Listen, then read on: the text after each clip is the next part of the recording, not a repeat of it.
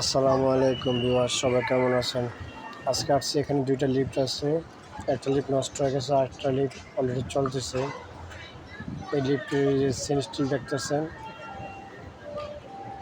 এই chain still এটা change করতে হবে, এটা চেঞ্জ করতে হবে।